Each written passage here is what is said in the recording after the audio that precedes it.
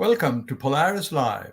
This is Sarwar Kashmiri inviting our viewers from around the world to this series of programs on the United States and China. This program is brought to you live in conjunction with the Foreign Policy Association in New York.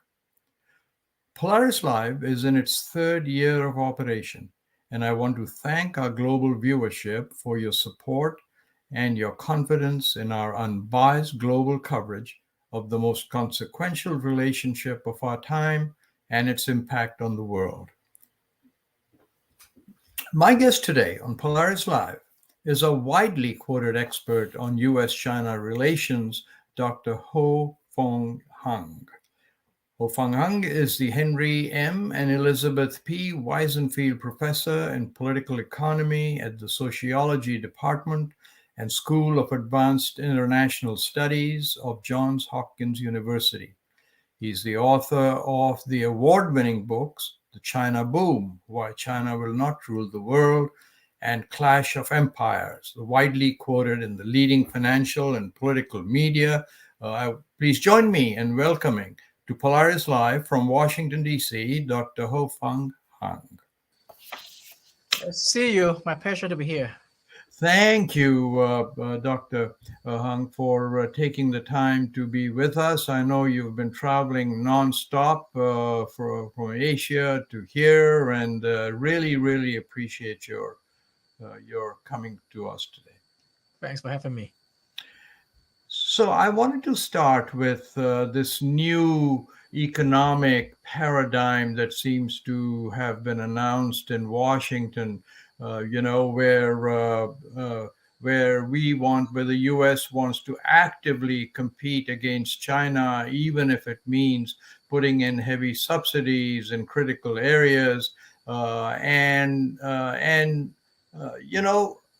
does this, Dr. Hung, compare with what we know now, which is growth for the next decade or two is going to be coming from Asia? China's biggest growth market is ASEAN, and so 2 out of 3 electric vehicles are made in China. So how do you read this new paradigm that Washington seems to be unrolling now in the world?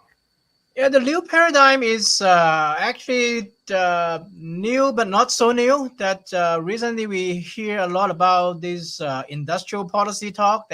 People are saying that the U.S. government has departed from free market and do industrial policy using government intervention to facilitate certain domestic sectors and to help the domestic industry to compete with foreign industries. But it is the thing that many other countries, including China and definitely Japan and the Four Tigers and some European countries, have been doing all along. From my own perspective, I think it is a welcoming move that the U.S. Move to that direction, to using conscious and systematic government efforts to help some domestic industry, because in the last 20-30 years of globalization and free market, we see the hollowing out of the U.S. economy, manufacturing moving out, and the financialization, and what is left in the U.S. economy is finance and consumptions, and it is not very healthy.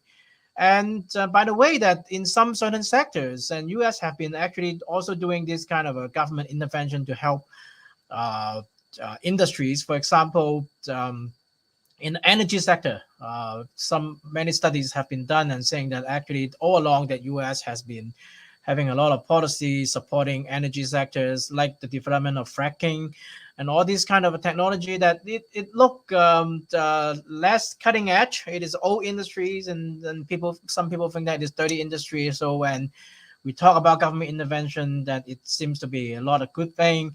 But actually that U.S. has been doing it. And even during the Obama administration, there has been a lot of the energy department has been a lot of developing a lot of tools and programs to support green energy and the green transitions. And so that U.S. has been doing this in certain areas of industries and sectors, but it's just not very systematic. Now, The U.S. government seems to be determined to be more systematic in supporting industries and supporting competitiveness in manufacturing. So I think it is a belated move, and it is also the welcome move. And because again, that not only the U.S. but actually the rest of the world, including China, have been doing it all along. But I know you're also a historian, but this was an aberration in America's choice of whether to subsidize or not to subsidize, isn't it, Hofung? Because starting with the moonshot, when President Kennedy announced American would land and come back from the moon, Yes. all the way through developing the internet, developing microchips, and so on. I mean, even jet airliners, the Yes. 747 comes Yes. from the B-52 bombers. So this was a recent. So are we going back, you think, to the way things used to be? Definitely. That the funny thing is that in during the Cold War with the Soviet Union, there's this kind of a consciousness about U.S. might be lagging behind the Soviet Union. So there's a huge consensus that the government should throw a lot of resources into, as you said, the moonshot and the space program, and also just the semiconductor development. And also in higher education, the governmental support of higher education in science and technology. So it is this kind of a crisis mentality that pushed the U.S. government to do more, and then it ended up creating all the technology and products that we are enjoying recently. That is a good result. But then after the Cold War, that the consensus is gone. It seems like the government no longer need to support higher education, science and technology development, and strategic sectors. And so that the situation that I described earlier became the reality. That is, the government is not doing much things, and then the economy and the manufacturing is hollowing out, and the economy is financialized, and people are got out of jobs, and unemployment in manufacturing skyrocket. Now with this sense of crisis in the competition with China, as China is very competitive in many way, then now the consensus in the U.S. is emerging again that the U.S. government should do more in supporting higher education and industries. But do you think that we are going about it the right way? Because there's a certain amount of unease in Europe, because Yes. they don't have as much firepower as America has, throwing dollars into it. Why? I mean, we have such a close alliance with Europe. Why do you think there is this unease? Have we done something in structuring this new, if I may say, Washington Yeah. Consensus 2.0? Have we not done it as accurately as we should? Yeah, definitely. That government intervention and government subsidies, and not all of them are good. It can be good. If it is good, we call it developmental state and developmentalism that is beneficial. But it can be also the wasteful subsidies and wasteful spending and wasteful intervention, and also protectionism that make our allies very unhappy in Europe and in Japan and in Asia. So it need to be very carefully calibrated, and it need to be discussed what is going to be subsidized, what is going to be supported by the government, and what kind of coordination is necessary with our allies in Europe and in Asia to make sure that we have a win-win situation. So it is really we need to be careful that if not, that it can become kind of a malicious competitive protectionism can emerge between US and Europe and Japan and Korea and our allies. But if it is coordinated, it can be creating a kind of a win-win situation like in the 50s and 60s when Yes. US and Europe and Asia are online and complement each other's Have you had competitiveness. a chance to look at this new Consensus 2.0, Hopang? Do you think that we're heading in the right direction? Are we taking our allies into account? You have some early read? The early read is that when you are moving from one paradigm to another, there will be some hiccups and missteps that need to be calibrated. That there we see some obvious hiccups, not only in industry but also in strategies and defense. For example, that the U.S.-Australia deal about a nuclear submarine that cut France off because the French government Yes. had some prior agreement with Australia about this traditional type of submarine, and in the end, nobody told the France, and then the French friends need to read from the news that the deal is off, and so it creates these kind of hiccups and then create uneasiness, and it is in the long run is not good. So, but I think that they are conscious about these issues, and then I hope. And it seems like that more coordination is happening. That it is my hope. Okay.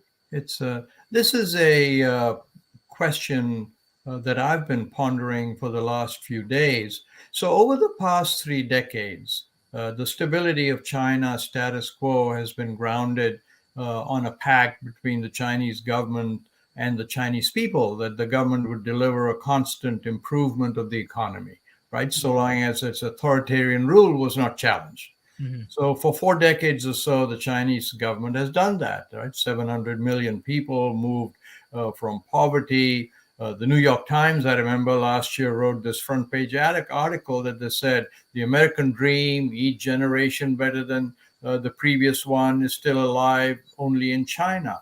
You spend a lot of time examining the Chinese economy. How are you reading the economic scorecard today? Actually, it is now it is widely recognized that it is getting worse and worse. The reality might be worse than what the official statistics shows, and but my read is that it has been around for a long time and in more than a decade now, because the trouble actually originated from the aftermath of the global financial crisis of 2008. After 2008, the China economy tanked, but they managed to pull together a very successful stimulus, and then it rebounds in 2009 and 2010. But after 2010, the rebound faltered off, and then the indebtedness of the economy, that because the stimulus is based on loans, and it make a lot of local government and enterprises heavily indebted. It snowballed, and then now the economy is stuck in the situation that Japan was stuck into after 1990s.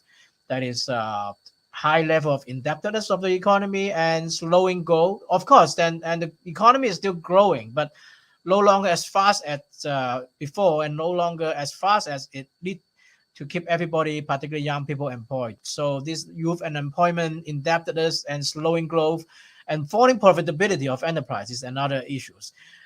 It's really taking a toll on the economy and people optimism. And in the old days, when the economy was expanding rapidly, and then the Chinese government is very confident, and so it can let the people have more freedom in expressing their view, because people are optimistic, people are joyful and thankful, and also the government is also more confident in sharing the goodies in China with foreign corporations and U.S. corporation and corporations from around the world, to share the growing pie of the Chinese economy. But now with the pie stagnating and the economy is in the crisis mode, and the government is less and less optimistic and confident, and becoming more and more, I would say, even paranoid in controlling the people and competing very aggressively with foreign enterprise and things like that. So all these conflicts and increasing control domestically and increasing conflict with foreign corporations all originate from this slowdown in growth that is not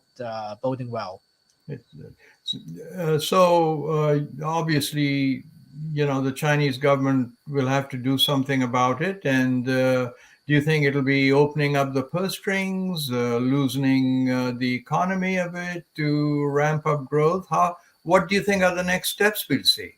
That is the dilemma. That, for example, after 2010, the Chinese government think that one way out of this economic impasse is, for example, to intellectualize the renminbi, liberalize the financial system, and more opening. But then it created kind of a situation that people who have money want to take advantage of this liberalizing financial system to leave the country. So there's the issue of capital flight via Hong Kong, via Macau, and a lot of different channels. And then the Chinese government then got worried about these issues and then tightened up again. You can see this kind of situations in many different areas. For example, then China want to have a kind of move to high tech. It seems to be successful apparently, but when you look at the data, you know that China is making more and more high tech product, but China's balance of payment in patents, in intellectual property right is getting more and more negative, meaning that many high-tech product produced in China is based on patent owned by foreign companies and foreign entities. So China is paying more and more of the patent fees to foreign entities. And a lot of the patents generated by China, as many researchers now find out, are kind of a useless patents that is not viable as a kind of commercialized. So China is still need to show up its innovation system and the protection of private property and intellectual property right to create a kind of innovation ecology that create more and more useful pattern that Japan and other Asian economy went through in the 1970s and 80s. But again, that the party state still prioritizes control of institutions and finance and higher education. So so far, this kind of a control imperative is getting more and more serious because the party also need to worry about the political and social stability. But when they tighten up the control, it at the same time stifle many prospect of many reform that is needed for rejuvenating the economy. Right. It's there was a big conference in China. I'm now continuing on what you've just said about getting tougher to do what the government was doing with its people just 5 or 7 years ago. But the largest American bank, J.P. Morgan, its CEO Jamie Dimon recently had this huge conference in Beijing, their annual conference, and he said, and I'm quoting, tensions between the U.S. and China have upended the international order, making it more complex for business to deal with than even the Cold War. Do you agree with that? Definitely, that particularly after the Russian invasion of Ukraine, Yes. and that created kind of the whole world sanctioning Russia, and many people who have investment in Russia need to leave and make a difficult choice. Russia is less connected to the global economy than China, so people start to imagine if a similar situation happened regarding Taiwan or South China Sea or anything, that the Western countries, Western world got into a direct conflict, military conflict with China, then it will be much more disruptive than the sanction on Russia and the war in Ukraine. So people definitely worry and then have an interest to make sure that this kind of military conflict, the overt military conflict won't happen. But again, that the risk is very, very real. And also at the same time, with the Chinese government also tightening control of the economy and society because of its insecurity in the economic slowdown, it also make foreign business in China more and more difficult. For example, we all know that the Chinese government is cracking down on due diligence and all these financial consultancy firm in operating in China, and executive in this firm considering their options about whether to stay in China, increase their presence in China, or leave. So it make investing in China more and more risky business. But isn't it also true that the ASEAN, the 10 countries, trade with China is almost $1 trillion? I mean, Yes. Yeah. And so isn't a lot of the drive coming from there, and the American and investment and so on doesn't really add up to that much? That is very true. That in ASEAN country and also even in the Middle East countries as well, they are trading with China. It's been increasing. China exporting a lot of stuff there, and they're also exporting a lot of energies and materials and commodities to China, so that this kind of China trade is a kind of a big business with all these countries outside the Western world. So it is something that U.S., Europe, Japan, is established advanced countries need to think about that whether China is taking their place in those now people tend to call them collectively global South, including Latin America, Africa. But of course, these countries, when they are trading with China, they're borrowing money from China. That now some of them are already seeing the downside as well. When they have, for example, Chinese investment, for example, in Pakistan, in Sri Lanka, then and China will bring their workers, and also so local workers are a lot benefited, and also there's this kind of accumulation of loans that they find it unsustainable. And for countries that have geopolitical argument with China, conflict with China in Southeast Asia, they also see this kind of increasing China trade is a risk. As the case of Australia shows that China, when they're unhappy about some political issue, they can shut down the trade anytime, and then they will be hurt very severely. And South Korea also learned the lesson. So while the countries in the global South, in Southeast Asia, Africa, Middle East, and Latin America, no doubt they are benefiting from the China trade, but they are also carefully watching the downside. And also, but at the same time, U.S., Europe, and Japan definitely lead to up the game and think more seriously about how to we engage these countries in the global South and to compete with China to create a more friendly development environment there.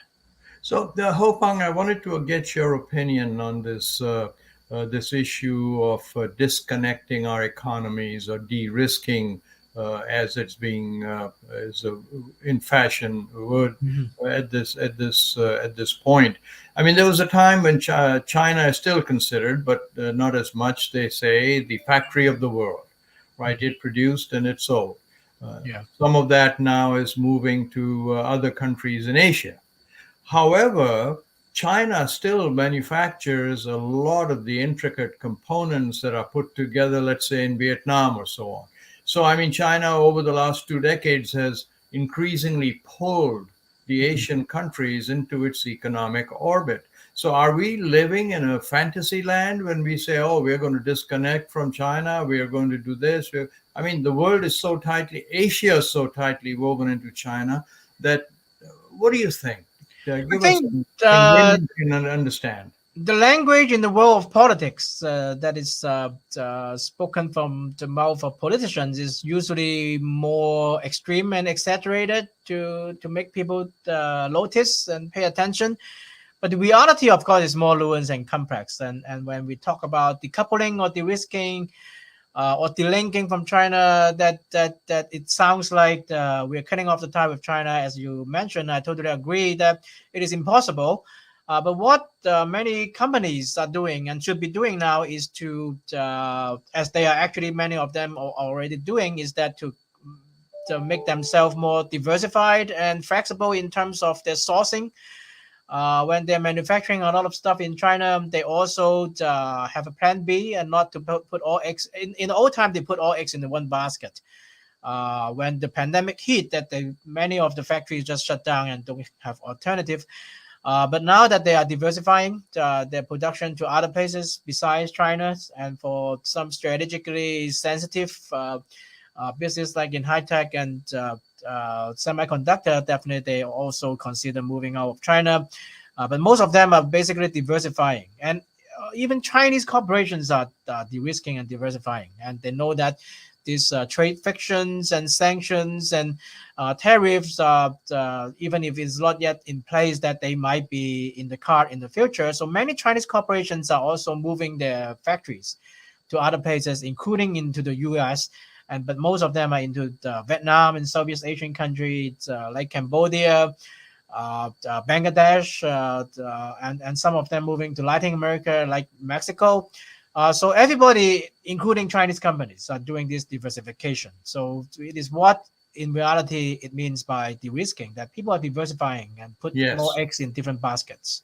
But so I want to ask a question about Ukraine because I want to approach this from the other side of the coin, right? The Indian foreign minister was asked a few weeks ago why India is on the fence when it comes to Ukraine. And his Yes. answer was, we're not on the fence, we're standing our ground. So, yes, it is true that Russia's economy has been cut off and so on from the world. But don't you think the other side of the coin is that 80% or so of the world's population does not support American led sanctions against Ukraine? And so the world has now become a much more unhomogeneous whole rather than an American bloc, a Western bloc, an Eastern bloc. There are now people who are taking care of their own well-being, and they're able to do it for many reasons. So doesn't this Ukraine also has set loose another side of the coin, not just the strength of the Western alliance? Yeah, that definitely. That the Ukraine question has two layers. One layer is about this Russian invasion of Ukraine and violation of Ukraine's sovereignty. On that regard, and look at the UN voting records, and actually, it is a vast majority of countries are voting against Russian action because nobody want to set a precedent of this kind of big powers invading a labor, a weaker and smaller labor. But on the question of sanctions, that it is where that many global South countries are not exactly in line with the US-led allies, mostly Western country, because on the one hand, that many countries in the global South, including India, including Turkey, even including some key allies of the U.S. like Israel, that is not exactly a global South country, but it's a Middle East country, that they have traditionally good ties, economic and geopolitical ties with Russia. They have a lot of cooperation. They don't want to put that into jeopardy. For countries like Vietnam and India, they even have a long history of importing military equipments and arms and weapons from Russia, dating back to the Cold War era. So it is a very complicated situation that these countries have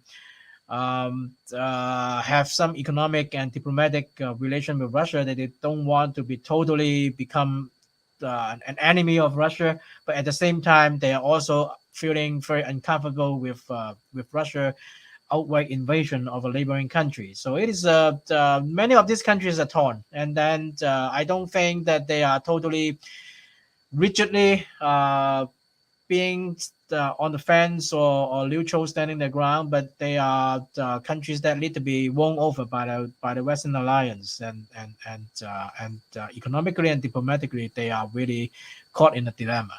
Yes, and I was also thinking here and ask your opinion about the cohesion, especially with the European countries, is starting to come apart a little bit, right? President Macron, for example, 2 days ago said absolutely no to NATO establishing an Yes. office in Japan. And I suspect, and you tell me from your side, trade is much more vital for the European countries than it is for America, isn't it, Hofung? Because we are a continental economy. And so how do you see this going forward? Do you see, if we really press on the brakes, that the Europeans Yes. are going to start moving away? Yeah, definitely. That actually it is one the Trump administration did. That when the Trump administration started the tariff and trade war with China, they also started the trade war and tariff against European products, Japanese and South Korean. In that regard, that they make this alliance in competition with China very difficult. While now in the Biden administration, they did a better job in coordinating efforts with Europe and Japan against Russia, and also in competition with China. But also from the U.S. point of view, the U.S. really need to see the point of competition and point of potential cooperation with Europe and Japan and Korea and other Asian countries with regard to competition with China, because on the one hand, these countries also benefit, of course, from the trading with China. They all even Yes. might see an opening when U.S. is reducing its trade with China. They can fill in the vacuum and take advantage of the situation. But at the same time, we need to realize that this country also faced a similar challenge when the economy is more and more tied with China. For example, intellectual property theft is what the U.S. corporation have been complaining about when doing business in China. So they go in China, earn some good money in the initial years, but after a few years, they find their trade secret get appropriated by their Chinese collaborator, then become their competitor. So they're losing out in the market in China and worldwide. And some European companies also have similar complaint, though they might not be that open. But I know that many of the companies have similar concerns and complaints. And it is and also the issue of market access that because China economy is slowing down, Chinese government is helping Chinese company to compete with foreign companies, including U.S. companies, European companies, and Japanese companies within the Chinese market and globally.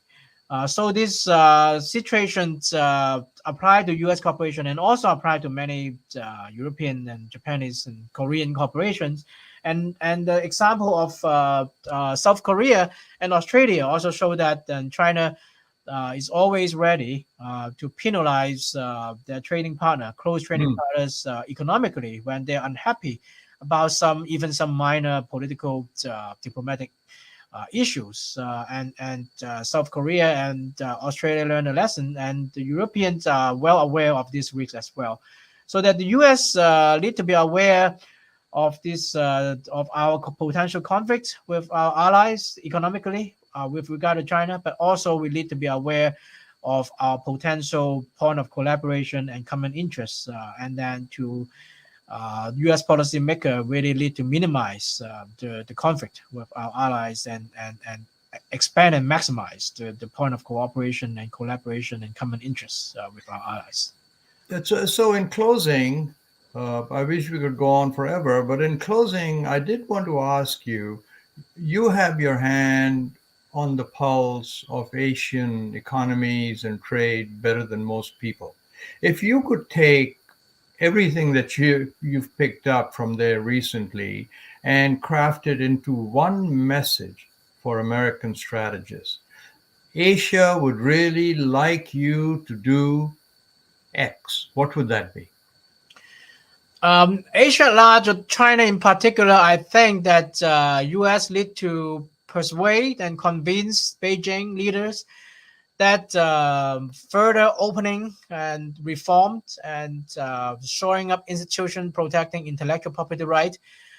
It is not some Western imperialist pressure to change China for Western own benefit, but it is for the good for China, and it is key to the rejuvenation of Chinese economy. If U.S. managed to persuade the Beijing leaders about that, then that we can easily get back to a win-win situation, like in the old times. But if not, then at least that the U.S. need to work out with the Chinese leaders that we to build up a consensus that we compete economically and technologically, but we have to do whatever we can to prevent this economic technological competition from spilling over to become a military political conflict. That in such a scenario of military political conflict, then nobody is going to benefit. It's going to be a lose-lose. Well, Dr. Hofung Hung, I'm afraid we've run out of time. So let me thank you again for being with us, giving us some of your valuable time, and I hope you will come back and see us again. Thank you very much. It's my pleasure. And to my viewers from around the world, please know how much we value your support. This is a commercial-free channel. We rely on our viewers for our support, so we hope you'll continue doing that. See you at the next program. Until then, goodbye.